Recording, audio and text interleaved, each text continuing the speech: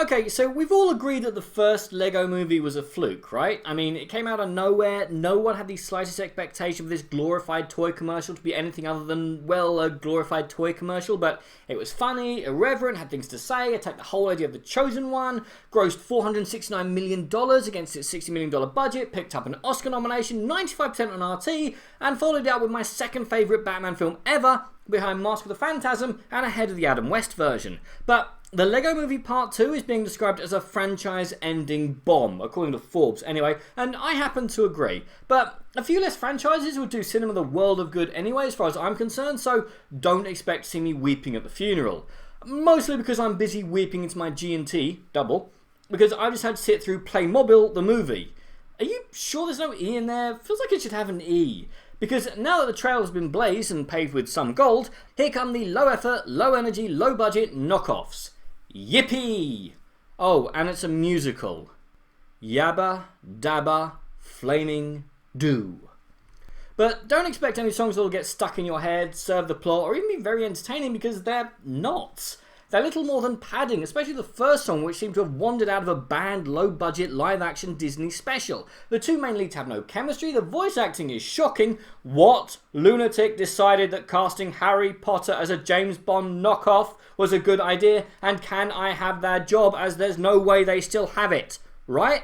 Now, I thought the plot was relatively simple. Brother and sister grow apart, get sucked into Playmobil world via magical MacGuffin, then have to find each other whilst learning various life lessons and making some cute, marketable friends. Relatively simple. No one's told the people who made that film, as IMDb is proudly proclaiming that this movie has the same plot as the Lego Movie films. Now, I don't know which Lego films IMDb has been watching, but there is no comparison here. Oh wait, sorry, the official IMDb plot synopsis is animated feature film inspired by the Playmobil brand toys, which sounds about right.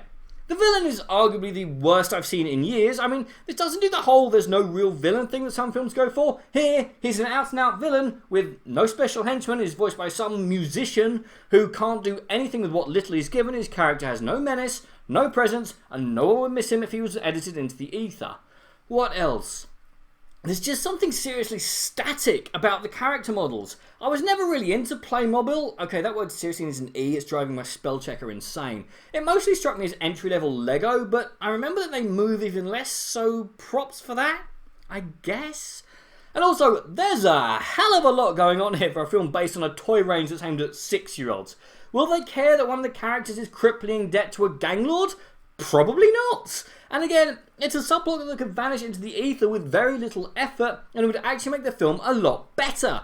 There's a whole group of characters who team up with our leads, but 75% of them can go away, along with most of the awful, awful songs. There's a little too much Deus Ex Machina for my taste, which tend to lead into the awful, awful songs. There's so much padding, it's unreal. There's a secret evil society who seem pretty cool and actually have a much better villain than the bozo who we're forced to slum it with, but they exist for about 7 minutes and then are never referenced again, which is a shame, as I quite wanted them to bump off Maximus. Yes, the villain is called Maximus, not Nero or Caesar or Caligula, but... My name is Maximus Decimus Meridius. Really? Well, at least I had a better movie to play in my head whilst this was still polluting my beloved silver screen. Is it the worst kids film I've ever seen? Not really, no. But it's very, very close. Which is a shame, as there could be a passable kids film here if they got rid of the actual villain, promoted the secret society, the main villain, gotten some half-decent voice actors in, made the character model seem less stiff, either rewritten or scrapped the songs, especially the first one, which made me curse my sobriety.